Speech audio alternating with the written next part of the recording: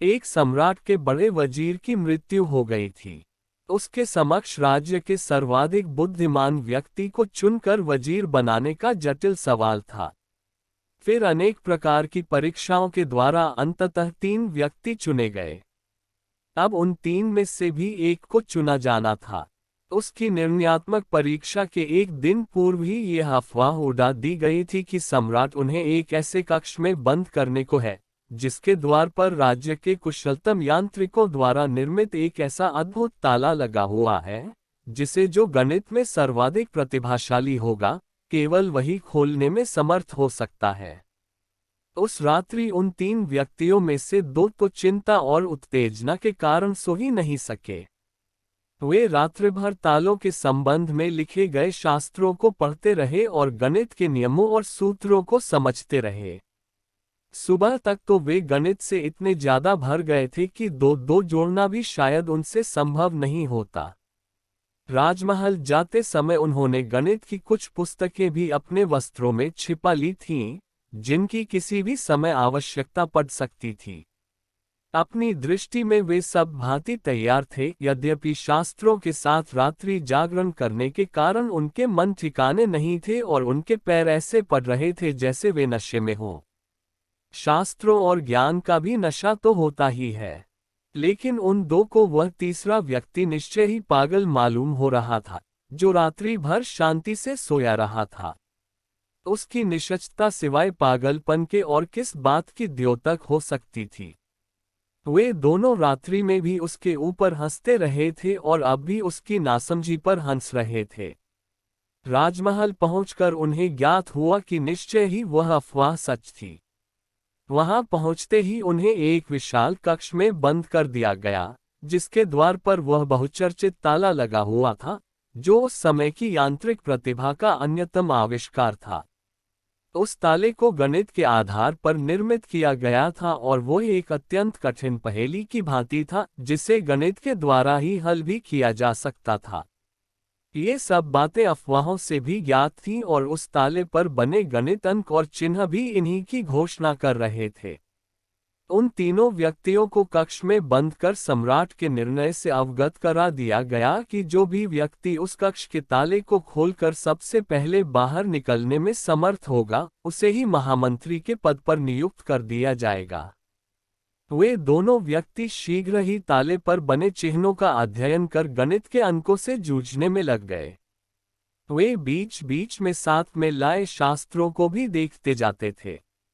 सर्दी की ऋतु थी और कक्ष के बड़े बड़े झरोखों से सुबह की शीतल वायु भी भीतर आ रही थी, लेकिन उनके माथों से पसीने की धारें बह रही थीं।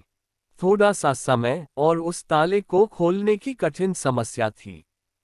शीघ्र ही उनके जीवन का भाग्य निर्णय होने वाला था। इससे उनकी बेचैनी और घबराहट स्वाभाविक ही थी। उनके हाथ कंप रहे थे और श्वास ढह गई थी। वे लिखते कुछ थे और लिखा कुछ जाता था, लेकिन जो व्यक्ति रात भर सोया रहा था, उसने न तो ताले का ही अध्ययन किया और न कलम ही उठाए और न कोई गणित ही हल किया। वह तो शांति से आंखें बंद किए बैठा था। उसके चेहरे पर न कोई चिंता थी, न उत्तेजना थी। उसे देखकर ऐसा भी नहीं लगता था कि वह कुछ सोच रहा है। उसके भाव और विचार निर्वात गृह में स्थिर दीपशिखा की भांति मालूम होते थे। वह था एकदम शांत, मौन और शून्य। वह अचानक उठा और अत्यंत सहज और शांत भाव से धीरे धीरे कक्ष के द्वार के पास पहुंचा। उसने अत्यंत आहिस्ते से द्वार का हत्था घुमाया और आश्चर्य की द्वार उसके छूते ही खुल गया। वह खुला हुआ ही था। वह ताला और उसकी सारी कथा धोखा थी। लेकिन उसके जो 2 मित्र गणित की पहेलियां बूझ रहे थे, उन्हें इसका कुछ भी पता नहीं चला। उन्हें यह भी ज्ञात नहीं था कि उनका एक साथी अब भीतर नहीं है। यह चौंकाने वाला सत्य तो उन्होंने तभी जाना जब सम्राट द्वार के भीतर आया और उसने उनसे कहा, महानुभावों, अब यह गणित बंद करो। जिसे निकलना था वह निकल चुका है। वे बेचारे तो अपनी आंखों पर विश्वास ही नहीं कर पा रहे थे। उनका वह सब भांति अयोग्य साथी सम्राट के पीछे खड़ा था। सम्राट ने उन्हें अवाक देखकर यह भी कहा था, जीवन में भी सबसे पहले यही महत्वपूर्ण है कि देखा जाए कि समस्या वस्तुतः है भी या नहीं, ताला बंद भी है या नहीं। जो समस्या को ही नहीं खोजता और समाधान करने लग जाता है, वह स्वभावतः ही भूल में पड़ता है और सदा के लिए भटक जाता है। यह कथा अद्भुत रूप से सत्य है। परमात्मा के संबंध में भी मैंने यही पाया है। उसका द्वार भी सदा से ही खुला हुआ है और उस पर लगे तालों की सब अफवाहें एकदम असत्य हैं। लेकिन उसके द्वार से प्रवेश पाने के लिए उत्सुक उम्मीदवार उन तालों के भय से शास्त्रों को साथ बांध लेते हैं। फिर ये शास्त्र और सिद्धांत ही उनके लिए ताले बन जाते हैं। फिर वे उसके द्वार के बाहर ही बैठे रह जाते हैं, क्योंकि जब तक वे शास्त्रों की गणित पहेलियों को हल न कर लें, तब तक प्रवेश संभव ही कैसे है। मुश्किल से ही कोई कभी इतना दुस्साहस करता है कि बिना शास्त्रों के ही उसके द्वार पर पहुंच जाता हो। मैं ऐसे ही पहुंच गया था। पहुंचकर देखा कि जहां तक आंखें देख सकती थीं, वहां तक पंडितगण अपने अपने शास्त्रों के ढेर में दबे हुए थे और कुछ सवालों के हल करने में इस भांति तल्लीन थे कि मुझ अपात्र का वहां पहुंच जाना भी उन्हें ज्ञात नहीं हुआ था। मैं तो गया और उसके द्वार का हत्था घुमाया और पाया कि वह तो खुला ही हुआ है।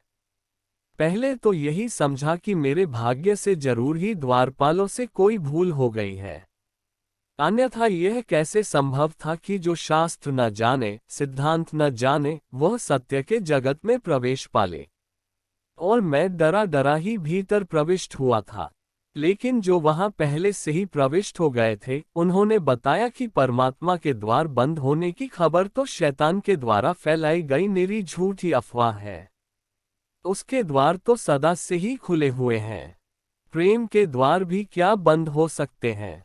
सत्य के द्वार भी क्या बंद हो सकते हैं?